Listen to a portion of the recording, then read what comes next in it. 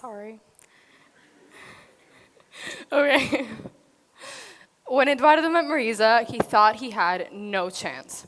She was the most beautiful girl in all of Cusano and by far the prettiest he had ever laid eyes upon.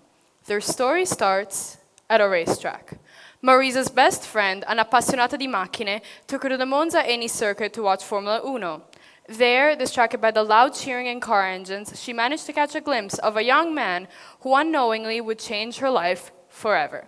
He was a 19-year-old mechanic from the city center, shirtless with motor oil all over his body, and she was a proper rich young woman from the suburbs. Never having met before, he waited for her outside the tracks and asked to take her home. She accepted. That was 65 years ago, and those were my grandparents. I want to talk about love because it's always on my mind. I chose to tell this story because I believe that that is what true love is. True love comes from the unexpected and is pure commitment by both partners. My grandmother was 17 and my grandfather was 19 when they found love. It wasn't planned, it wasn't forced, it was a pure coincidence and gift the universe had given to the both of them. And I feel like I can talk to you all about love because I know that every single person in this room has loved at least one time in their life. And I'm not just talking about romantic love. But sometimes we love in a way that makes us want to feel love back. And in that case, I am talking about romantic love. Because, you see, love is what brings us together. It's an attraction, an energy or force that brings two people together into one.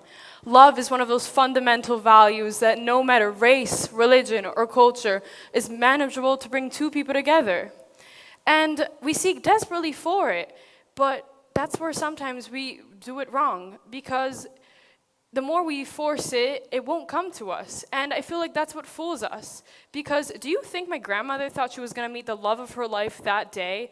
No. True love should come spontaneously and naturally. It could come at 17, 22, 33, or even your 40s or in your 50s. So why is my generation so obsessed with calling everything and everybody love?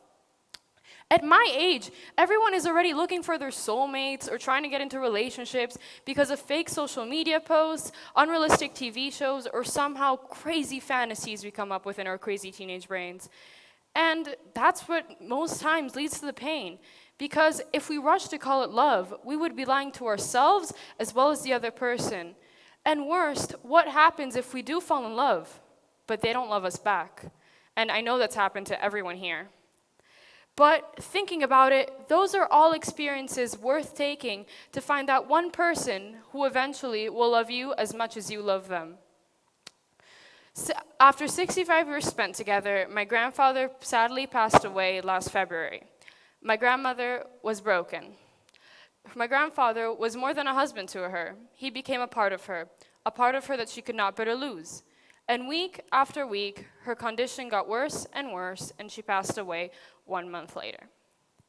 But you know what? I know that we're young, and love is a heavy word to use, but I've seen it.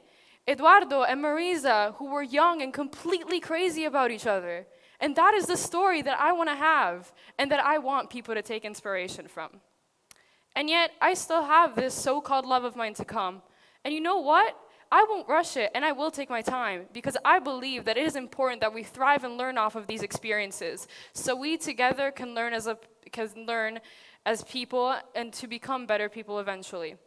But meanwhile, while we do that, I think it is important to learn and to respect the one person you have to live with for the rest of our lives, ourselves. Thank you.